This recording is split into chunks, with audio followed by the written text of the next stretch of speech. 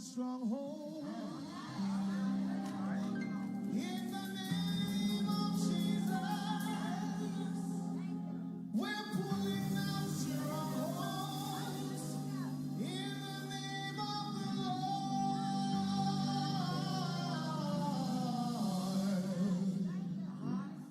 things will be different. Things will be changed. We're pulling out strongholds in the name of the Lord. Yeah.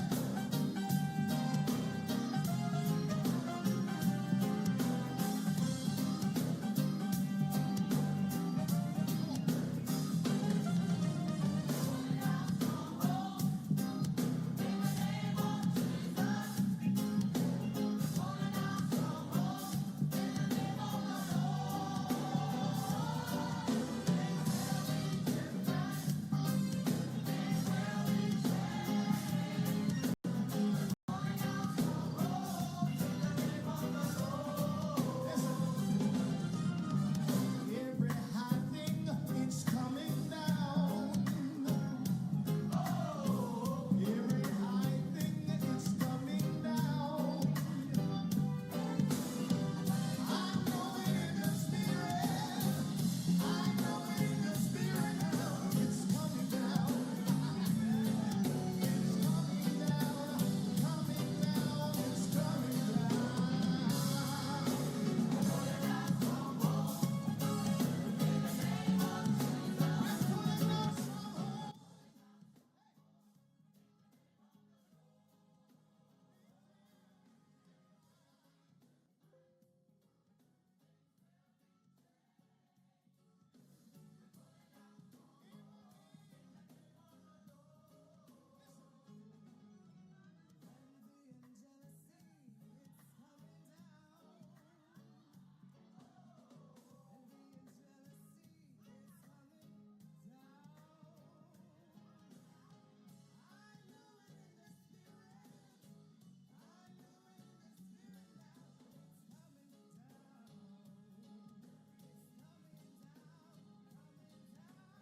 Bring the mics up now. To work with the New Zealand, the existing establishment that was already here, because they, even though Marsden got here before the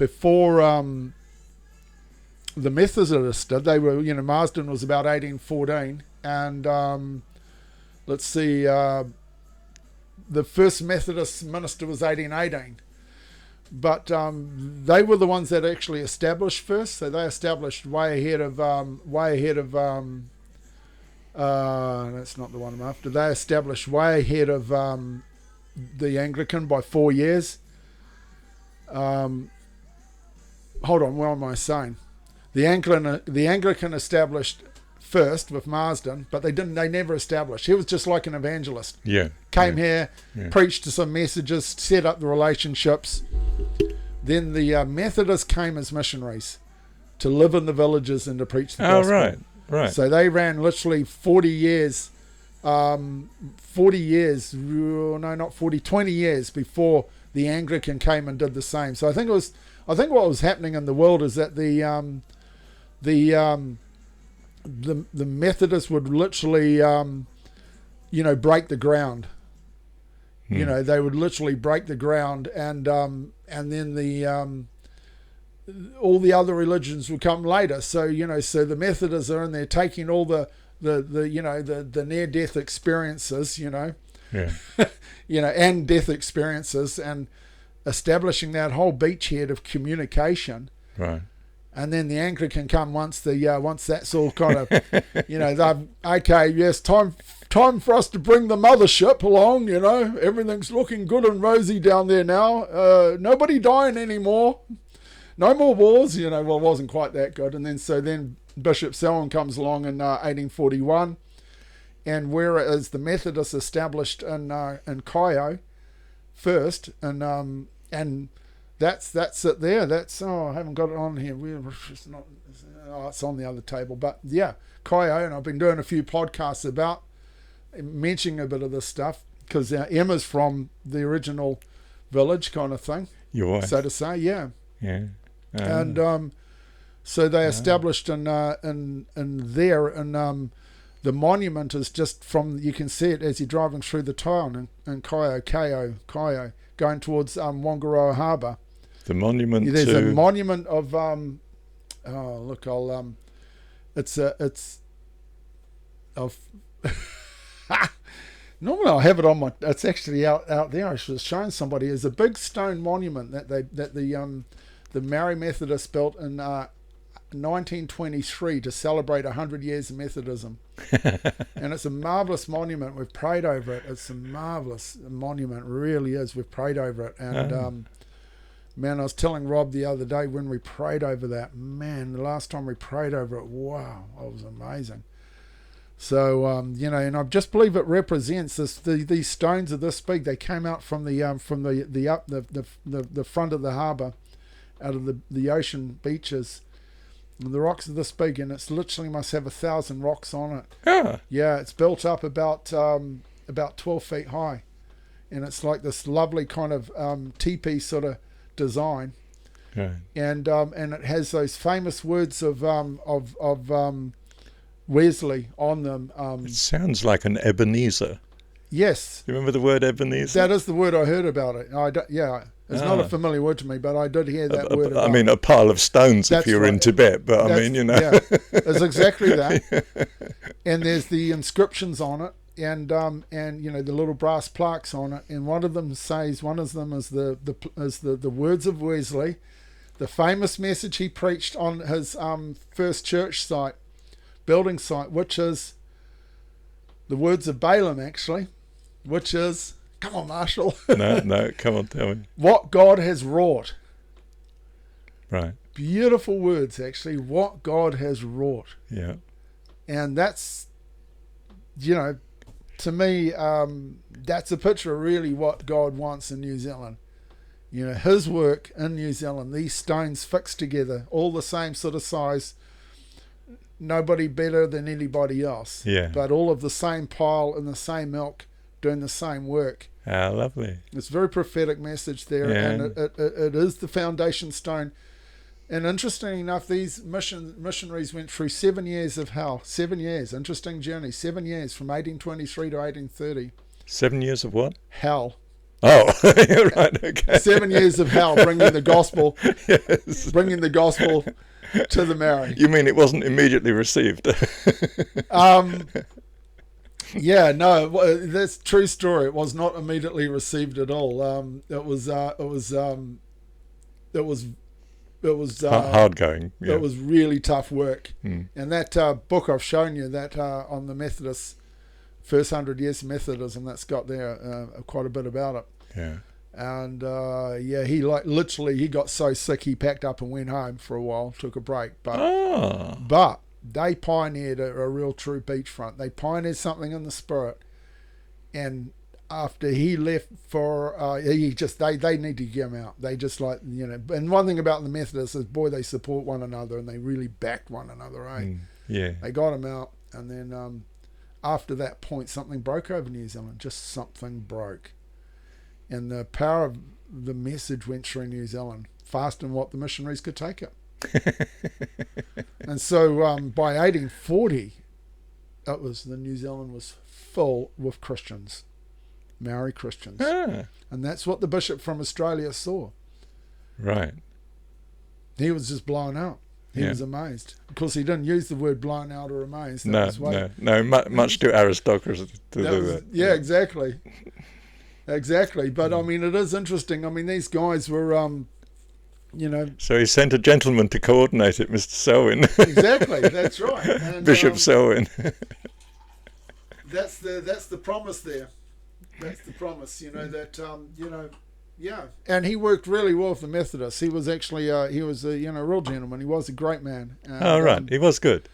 And the amazing thing that Mary actually really understood the difference between the High Church and the Methodist Church. They really they got it. They didn't actually have an issue. Oh. They had an issue when the Catholics came a bit later, about 1850. You know, Reverend. Now the Italian job. It was the Italian job. You know, was it? No, Spanish. Was he Spanish? Name will come to me. He set up too in the far north. So the Catholics came about, you know, again, once everything was more civilized. Yeah. But the Anglicans set up in Thames, you know. That was the original place that they set up. Ah. Yeah. And, you know, they did here's another thing you won't know, too, on all this history in New Zealand, is they did a Heads of Agreement in England. They did a what? A Heads of Agreement. Tell me, what's that? Yeah, like, you know how two big organisations, you know, that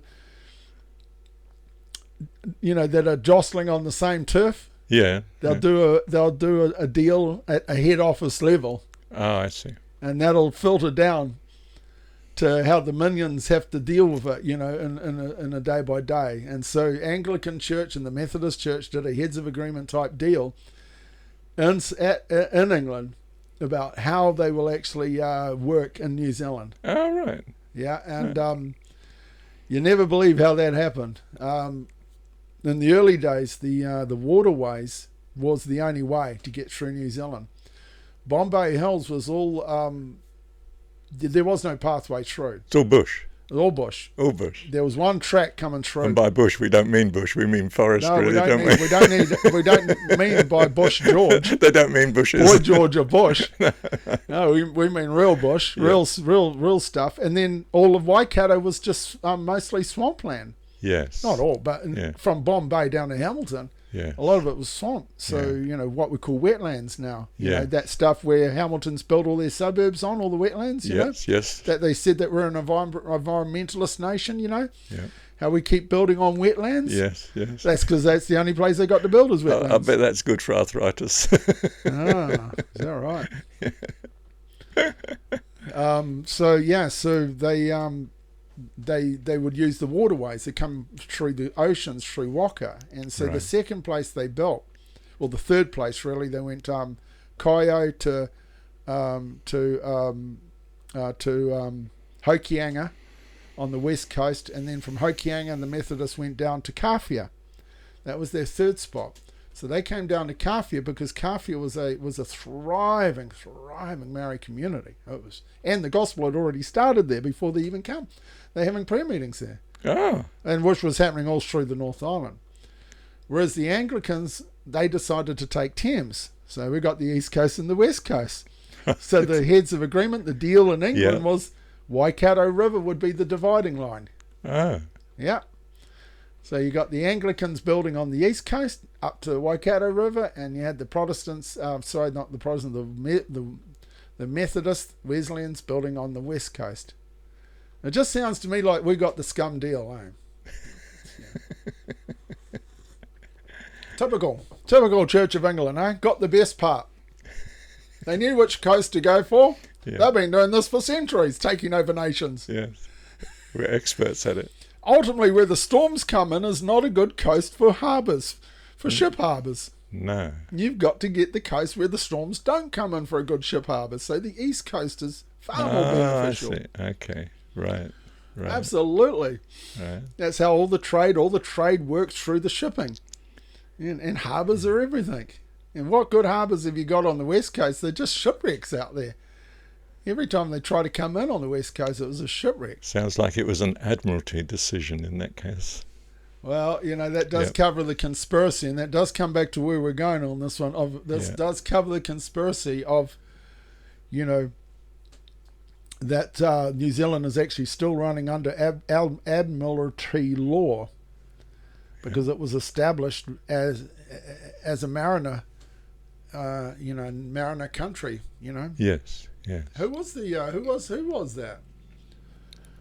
Who was the founding admiral? Well, would have been Captain Cook. Yes, I suppose so. From the British point of view. He wasn't an admiral, though, was he? No. No.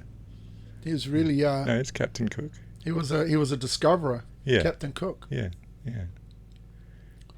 So we have to do a double check on that one, who the founding on, because Gray was a very powerful man, but I don't think he was the admiral. Oh, well, this is stuff we'll have to make some notes on. You see, so now, Marshall, because you're an economist, you see, my whole thing of having you here was to be able to say, no, it wasn't my whole thing. We're going to freestyle. I still got this question. How does money run the world? I got another question too. How does money run the world? You know, because it was barter system in New Zealand to start with. Yeah. There was no money. Yeah. No, it was which resources did we want?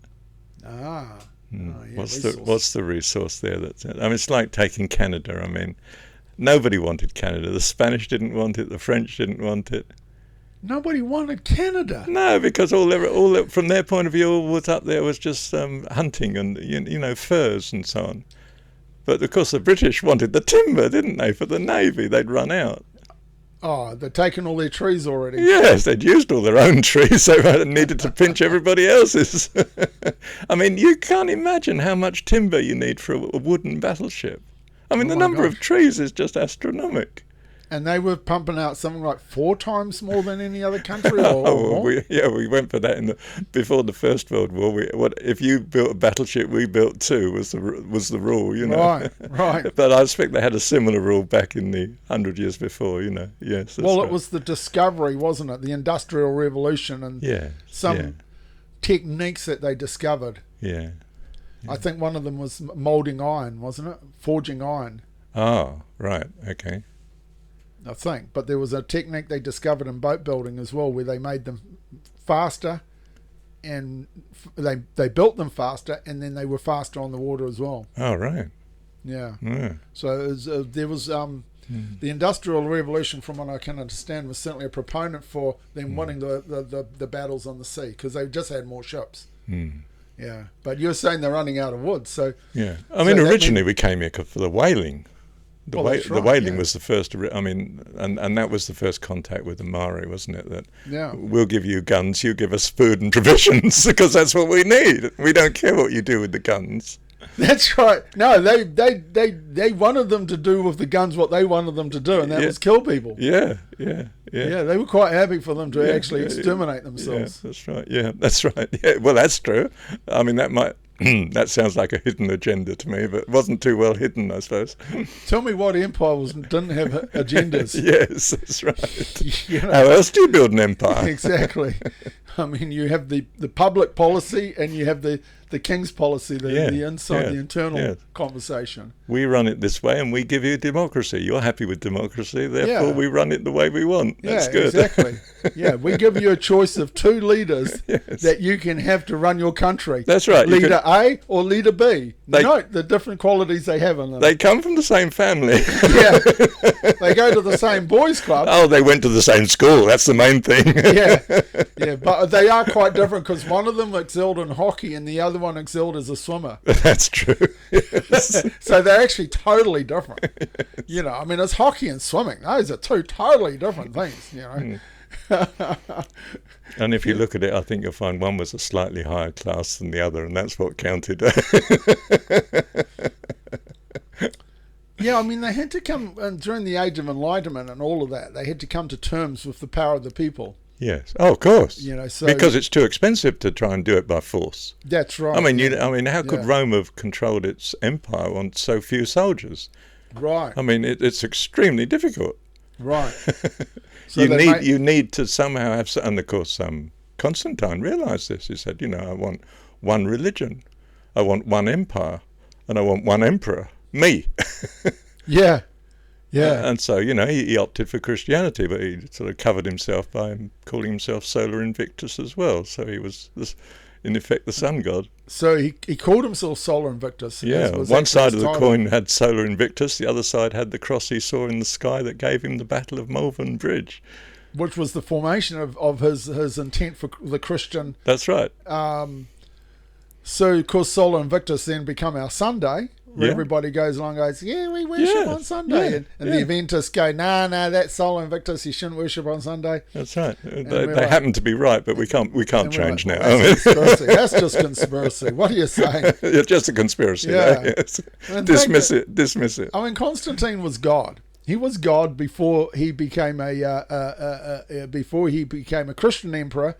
He was God. Augustus, some 300 years earlier, had constituted that, hadn't he? That the Caesars can be worshipped as a god, that temples can be built, they had to be built. And the same myth was there for many of them, that they were born supernaturally.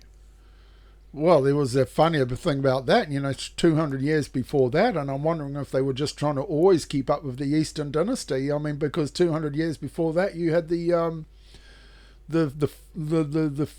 beginning of the Chinese Empire. Oh, right. Which was on I can't think of his name, but it was on the birth of the emperor. You mean Qin? From Emperor Qin. From a dragon. Right. Oh, right. Well, that's not too good. He'd born from a dragon. Yeah, I think so. Yeah, I think like he was a dragon guy. Is that the equivalent of saying from the serpent? Yeah. So he's all kind of mystical and god status for him. Right. So he's immaculate type of birth of some sort. Emperor. I should look that one up actually, because that's quite fascinating. Emperor. So I'm wondering, because it always seemed to be a bit of a quite an amazing tussle between East and West, always. Yes. And I wonder how much they were taking from each other, or if they knew. They must have known. More international than you think. Yeah. I mean, not possibly because of trade, but I mean, or the desire for trade. I mean, you had navies, you had trade links, you had movement of people. Marco Polo and so on. I mean, people what date's Marco Polo? Oh, that's way back, isn't it? Yeah. No, I don't know what way back is, Marshall. No, nor do I. Not that. Well, I'm no expert on Far East. Goodness gracious, Emperor Yandi. Is it born from a dragon? Oh, was he? Yeah. Emperor Yandi, born from a dragon. I'm sure it was around 200 BC. I think it was a lot of the kind of Hung Dai emperors. It was related to the cult of two early emperors, Hung Dai and his brother Yang Dai. Anyway, yeah. Right. Okay. So I guess they must have. I mean, the gossip chain. The news that travelled from the east to the west through the runners.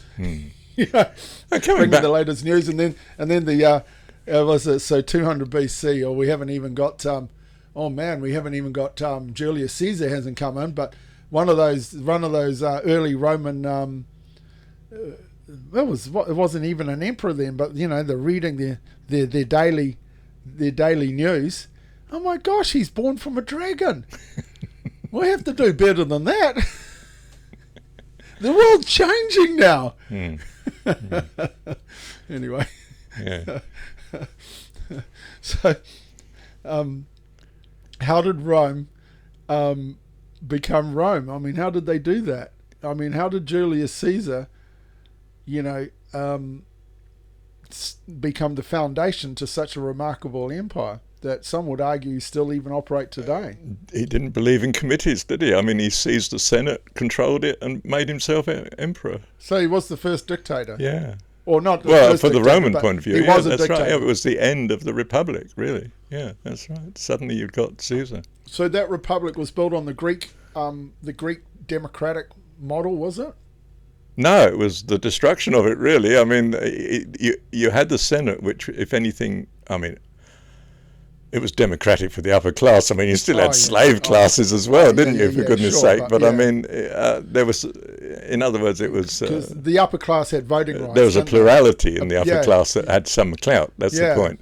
And he did away with all that. He made himself, crowned himself and all the lot, So he basically took out the upper class, Caesar did, and disregarded them. In that sense, yes. I mean, absolutely appalling against all tradition and everything else. Yeah, I mean, yeah.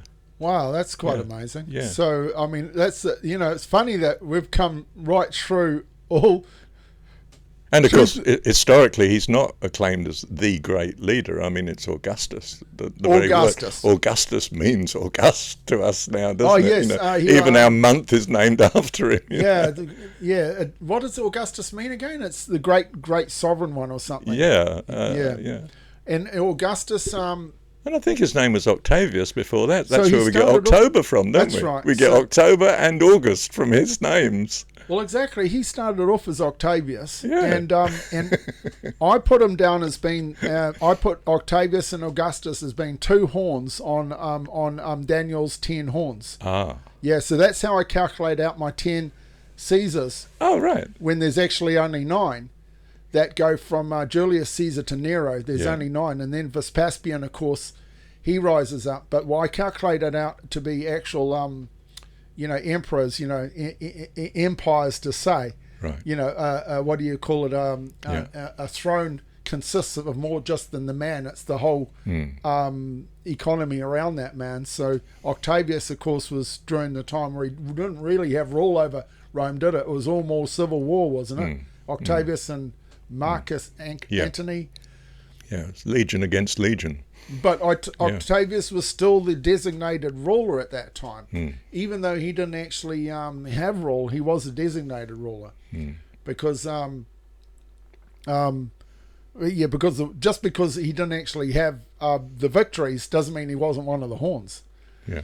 But then he really came into his own when he took the Senate. And what did he do?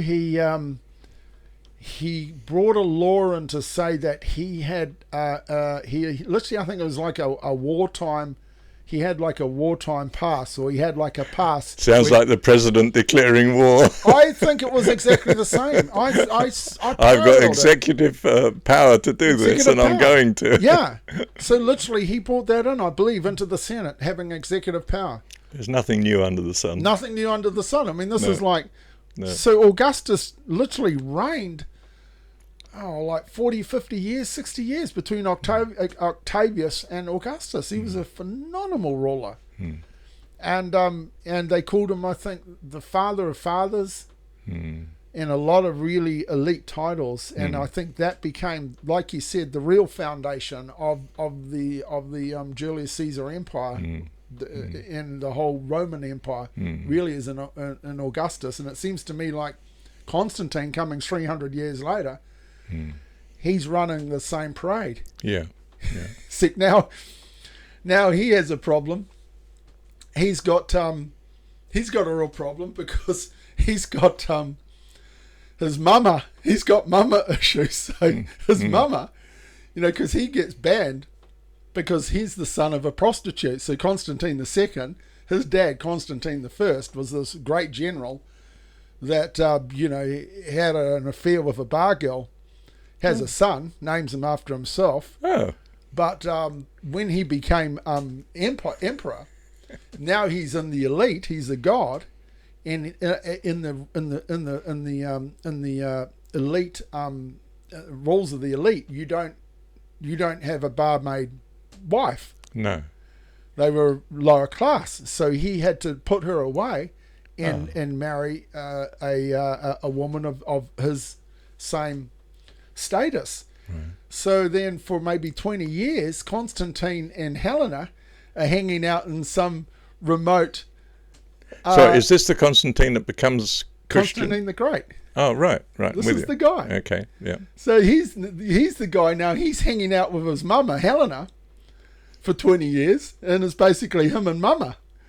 I think they might have... But it's mum who's Christian, isn't it? No, but she wasn't then. Oh, she wasn't then? No, she wasn't then. Oh. No, she's a barmaid girl. No, she's got no status in the Roman Empire at all. She's got nothing. That's why they put her away. She's an embarrassment. Right. She's an embarrassment to the Senate. No, you can't have a barmaid. So he's got now a high-class wife, Constantine I, who's now the emperor. Constantine II, who becomes Constantine the Great, he's put out to pasture with his mama, and I think he formed probably an excessively close relationship with her, You see, so then now his dad passes away. Because he is the son, still the son of an emperor, so he does all the high class stuff, and he is actually a great ruler, and he is a great warrior, and he happens to be the man to take the throne. Mm-hmm. So he comes in and takes the throne, and he becomes the next emperor. And so it is succeeded down to him. And obviously you got to know how to kill people, otherwise you get killed. So obviously they couldn't kill him off. So he's it, and he was a remarkable man. But he can't have Mama by his side, can he? No, because Mama is still actually banned. So she's banned. Now this is the Graeme Torkler backstory.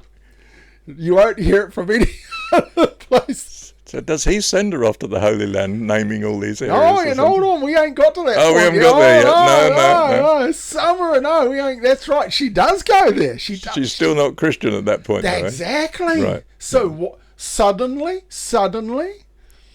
they decide to take on the Christian faith. Ah. And her being working class.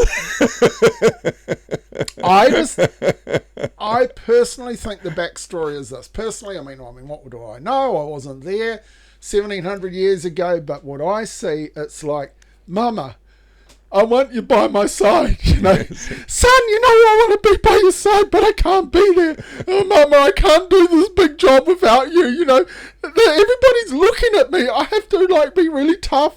Mama, I need you by my side. Son, I can't be by your side, So there's kind of like, and so they're trying to work out how to do it. Well, we could do it this way, Mama. No, they won't accept that. We could do it this way, Mama. No, they won't accept that. And then one day, they hear these Christians saying, will you just have to forgive them? Forgive them? And he's like, that person's worthy of death. What do you mean forgive them? And the penny dropped. Forgive them? The Christians have to forgive them. Well, in Roman Empire, we have revenge. Yeah. We don't forgive, we kill. We batter them to death. We make sure they never rise up again. That's right. If you're an outcast, you stay an outcast. Your generations forever after you stay an outcast. We're Romans. This is the way we do it. And suddenly he hears this thing. Forgive them. If we were Christians, they have to forgive my mama. And if they have to forgive my mama, she can be a high status lady again. That's right. So that's what I reckon happened. That is my theory. Nice. I like it. It's a good story anyway. A good story is what counts. It don't matter what really happened. No. My story's going to stick to the end. So, which one do you remember? That one? Yeah, that one. The good one. The barmaid one. Yes. Exactly. Right. And so then she goes full Monty. She goes by 1325, 325 or 325 AD. She's off to the pilgrimage of the Holy Land. She's going to take the charisma of naming all the spots and all the rest of it. She does. And she's the power behind the throne. And after all, she is the power behind the throne, isn't she? And she was the power behind the throne. That's pretty cute, eh? Yeah. And okay, so just for what actually happened back then, we have the fact that really happened. They actually changed the law so that barmaids had a special status, and they were exonerated. What specifically? Did they? Yes. Constantine changed that law. Wow. So that no barmaids could be. It was a law change. They had an equal status employment. Law Lovely. Come in. Where before they were a very lowly status. The man was a socialist. Yeah, that's it. So that's the start of socialism there. But nice. But no, what you really got the start of, back to my opening line, you got the start of many heads. Oh yeah, where did we start? Yeah, Selwyn. Bishop Selwyn. We've gone a long way from Selwyn. I know. Bishop Selwyn, but we got now many heads. Yeah. Yeah, you see, you got different political heads going on now, wakening up in the earth, the ability to run a duality or whatever, a multi system out of one sovereignty, to run many different systems out of one sovereignty. Oh. This is what Constantine could do. I mean, on one hand, he's acting for the Christians, as the first pope in the world. Oh, yes, that's what you mean, yes. Yeah, huh? And on the other hand, he's Solar Invictus still. That's right. Yes. That's right. Yes. That's Both right. sides of the coin. They're both mine. You want That's heads or heads? It's both me, you know. Heads you won. Heads I won. Exactly. And of course, the incredible thing is, of course, because he is the God of Rome, the Roman Empire. He is God. He is worshipped as God.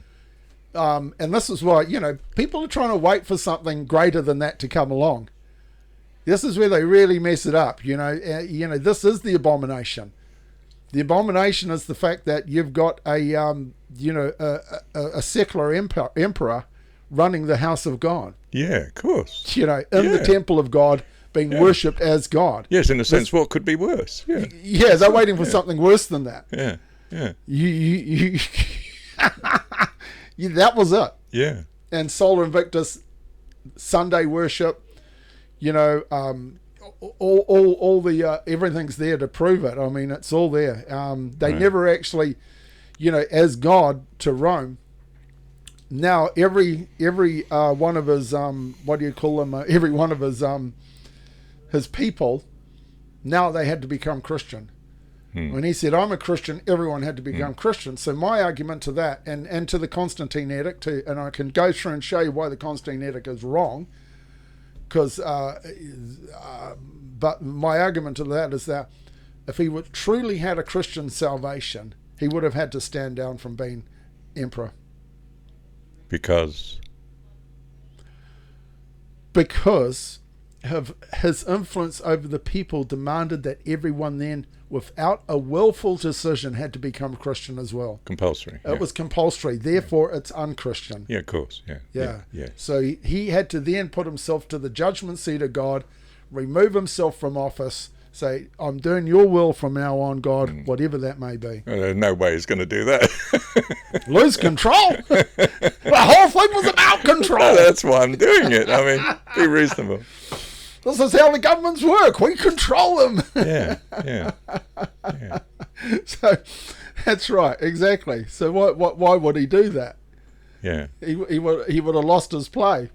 And we still had this sort of democratic thing that the bishops would get together and they'd have a decision over what the doctrine should be and so on. But if you think of it, I mean, who were these bishops? Yeah. I mean, had he appointed some of them? Were they just pagans that had become Christian because they were supposed to? Yeah. And does that influence the decision? And does it influence the decision if you have the meeting in the palace? Right. With all the guards around? Right. You know what the emperor wants? Oh my gosh. I mean, are you going to say no to what the emperor wants? That's right. You've got to be strong on your faith and not just a new convert to do this. Exactly. I mean, all power in earthly terms is in his hands.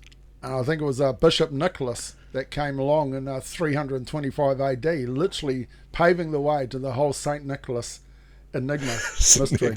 True story. Another true story. Oh dear. Yep. All came from there. Oh. Yep. 325 AD, and like you say, once you're in the emperor's palace, which vote are you going to? Yeah. There's only one vote you can have. Yeah. That's not freedom. No. And again, they had to, in my opinion, they had to what's the word? They had to codify. They had to what's the word for it? They had to take the scriptures and make them Roman law. Because you see, an emperor needs law to govern. Yeah. So now he's gone from the Roman law and he's transitioned now to Christian law, or Judeo-Christian law. So he needs law to govern. That's why he makes an edict up, because he needs something to govern. So principles become laws. Yeah, that's right. So again, it's no longer a scripture of freedom anymore. Because even the Hebrew word for the 10 commandments was that they're not actually commandments. They are principles of life. And if you don't keep them, well, you mess your life up, don't you? Yeah. I mean, it's as simple as that. Yeah. In other words, this is a helpful, from a Christian point of view, paternal guidance. This is what you need to know, what's right and what's wrong. And the law tells you. But what we mean is the declared principles tell you, which are really the values of God, ideally. Yeah. You know, unless they've got mangled in the translation or something, you know. Yeah. Yeah. But that's been of your own volition, Mm. free will, and it's the beckoning of God is towards the free will, not the controlled world. He never wanted it. If he wanted a controlled world environment, he if would you have think left. of it, it's extremely strange to say, what's the first commandment? That you love God with all your heart, soul, mind, and strength. Do you mean you're commanding that? Yeah. You can't command me to love you, can you? Yeah. No, you're saying that this is a basic principle. If you don't love what is truly fundamental to life Yeah. and creation and God, then you're up the creek. You're going to have a terrible time. You're obviously going to dissolve at some point, you know. That's right. Because you attract to what you love. Yeah. Yeah, you go towards Yeah. what you love. You Yeah. don't. Yeah, and I mean, think, the Eastern statement is, as is the shrine, so is the worshipper. You can tell what a person is by what he's valuing. Right. You know, if he's valuing fundamentalism, that's what he values. Yeah. If he's valuing liberalism or if he's valuing democracy, that's what he values. Right. That's who he is. Right. As is the shrine, so is the worshipper. I think there's been a lot lost in I call it the iron grip. It's I think it's like iron, and I came up with this whole concept that it's iron was because of the concept in Daniel of the iron and the clay. And you had this you had this iron and clay thing going on, and they don't mix very well, and so I was thinking about how iron was our first hard drives. So our first hard drives were made out of metal. Well, they weren't iron, but they were obviously not iron because they'll rust and the hard drive principle won't work properly. You know, you got a little magnetic pickup going over blah blah blah. You know, that wouldn't work, but it is a type of metal. Yeah. And you basically are writing an on off, binary code down to this thing, and so this metal plate's holding that information. So then once you've got it codified into law, you've no longer got any humanity attached inside that. You've actually dehumanized it. Yeah. It's not got morality in it. It's actually either on this or off. This is the fear when you're filling in a form on a computer. Am I dealing with a person? No. I need someone who feels and understands me as a person, not just a machine, a reaction. If it's a machine, I want to have control over it. That's right. Or someone's got control over it. Who? What? Where? And you start to worry. Yeah, and because whoever's got control over it is actually recognizing the parameter of that law, which say it's like the speed limit is 50 kilometers an hour. That means if my authority says under the codification of this that if you're traveling at 51 kilometers an hour, I have the authority to give you a fine. Yeah. According to the speed traveled over is according to the fine system. Okay, so then you're like... Whereas if you were in a human court, you would say, but, grandmother was dying and I was taking her to the hospital. That's right. Oh, then we'll make an exception. That's right. Because you've got a human person that understands the human situation, which was not written into the original law. That's right. So do you make your justice a judge able to do that, or do you simply make him an executor of the orders? Right. If he's got no power at all, he just must carry out, then he's just a machine. That's right. He's not a judge. That's right. Which is why the French judge said, this is not a court of justice. This is a court of law. In other words, he was powerless to put things right. He had to follow. In other words, he wasn't a judge at all. And that's what happens to your legal system if you take the humanity out of it. But then you've got the flip side of that too, because you've got the other side as the bias. Yes. Where is the bias weighted? Right. What is the weight of that bias? And that's why you've got the scales, right? You've got the two scales, of justice system is isn't it? It's the scales. Yeah. But what is biasing that judgment? Right. Is it pure? Now or in was England, it actually somebody's money? Right. Now in England we had what was, from the Crown's point of view, the solution. He would send his travelling justices round the country who would bring equity to what the lords of the manor were actually doing. In other words, he'd be pulling his lords into line as regards what he wanted law-wise. But of course, this was still only equity from the point of view of the king, It was because they were the king's way. justice. So this, and there's no way the local squire would contradict the travelling justice, because he's the king's man. Well, yeah, you couldn't. But now what he's really doing, he's not actually bringing moral law. No, no. It's not equity at all. It's making sure he's got the power. But it's called the gold standard, right? Yes. Who has the gold makes the rules. This is the king's standard. The king's standard is the gold standard. Now, coming back to, why did we go through all this Roman stuff and so on? That when it comes to Bishop Selwyn, what we're really saying is, no, the state is coming in now. That's true. And the state is taking control of this new dominion. Yeah. And that's exactly what turned out to be the problem in the end. Right. That's right. We were all right when missionaries were simply helping the people, so to speak, in normal everyday language. You know. But once you send him in with his robes, he's saying, I have authority, and the authority's outside. Yeah. I'm of a church that's not inside now. I'm outside. Right. You've got your local little churches, which I'm going to organise, and we'll have an agreement with. We've lost it. We've lost it. From then on, we've lost it. Well, that duality, though, that subtlety, like, of, operating inside many perspectives, that was never understood of, that type of bureaucracy was never understood on Maori. No. Maori were very... It's not understood by the people today. It's not understood. We're talking about our own society. We're not just talking about 200 years ago. But that's been a master plan, really, to keep the ignorant ignorant. That's why right. do you want the? Why that's do you what want? it's about. Provided they're happy with democracy, we're doing well. Yes, we're doing well.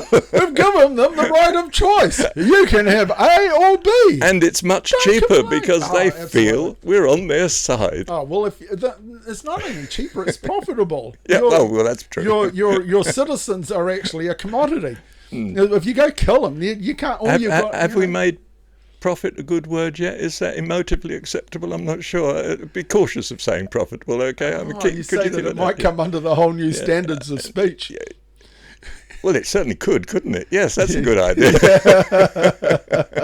Can we take a break there? Because I'm going to get worn out otherwise. Okay, all right. Okay, we're going to put it on pause. Put it on pause. Okay, that'll be interesting. Actually, I'll see what that looks like. What I'm going to do is I'm going to put music on.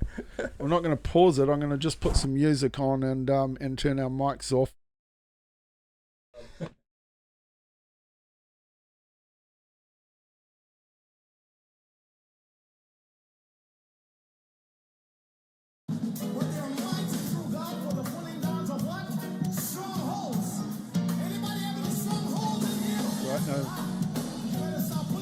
Yeah, so we're just having a quick break, guys. If anyone's been listening, we're doing a quick break. I'm going to actually just run some music.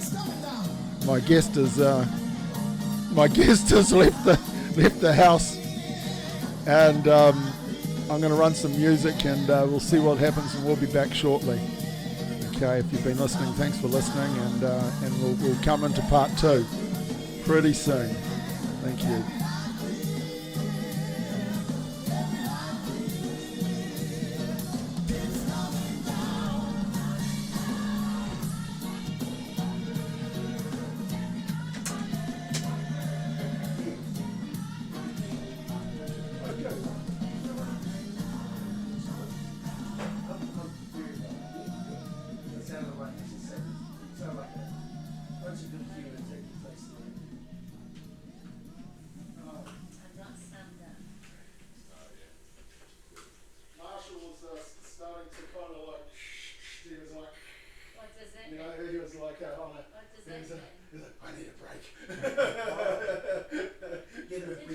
Suffering from a bit of brain fry.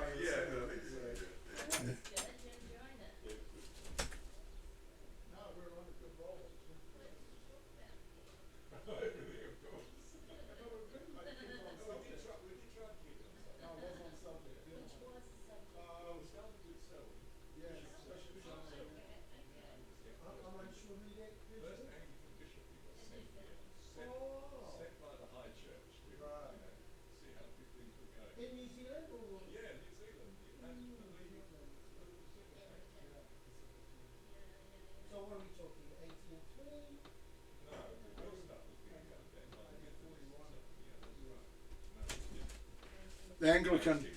I'll bring it down. After they'd already busted the ice open. Now he comes in and takes the credit, you know. Yes.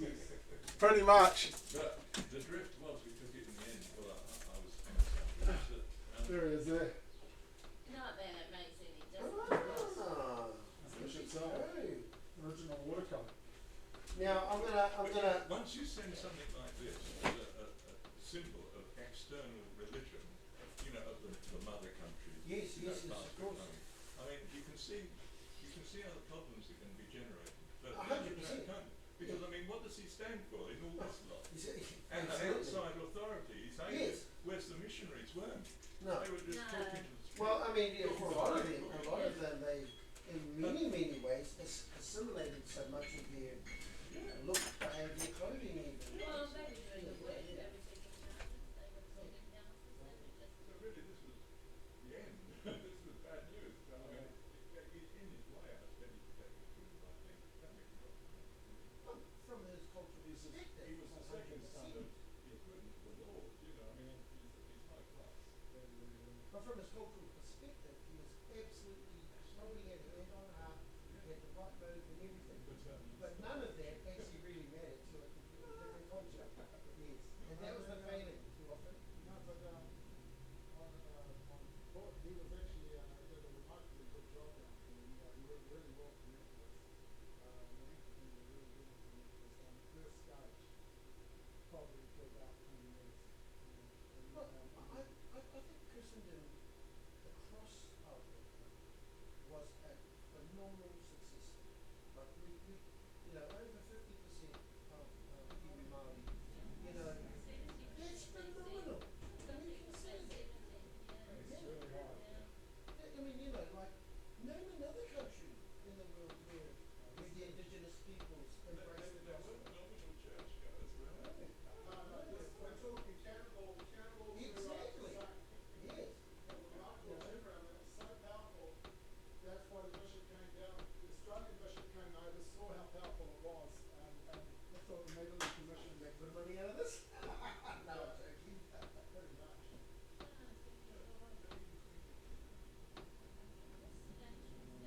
Why don't you be mindful? I'm not sure. Honestly. But again, it's their cultural But mindset. again, it was utterly atrociously. I don't know. You can't do that. Yes. So this here, such a red watercolour. Nobody has this image. God gave it to me. I was going to say, like, how did you get a hold of it? I got it for $40. Fire Creek Art. I got it for $40. God gave it to me. He told me to give me 3 good ones. And this was one of them. This is original, you can tell. And nobody's got this image. This is the first Anglican, I believe it's been painted, the first Anglican church. Yeah, he was, wasn't it? Karen loves China. Yep, she has all of her great grandmother's China and her grandmother's China. Wow. I mean, I've got lots from China, like yeah, no, she loves it. She will adore this. Oh, she would have it. No,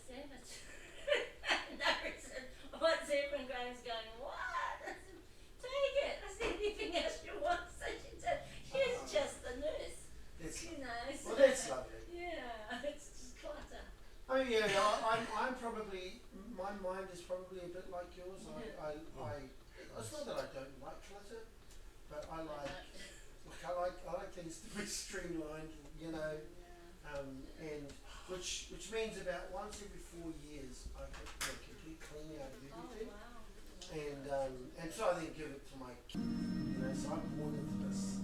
I guess they got, you know, he has everything. Yeah. So my point is, oh, I need lots of stuff.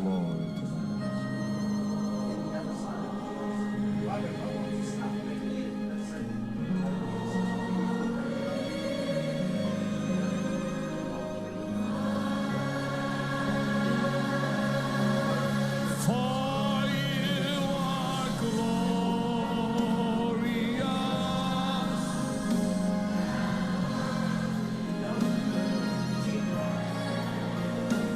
You're the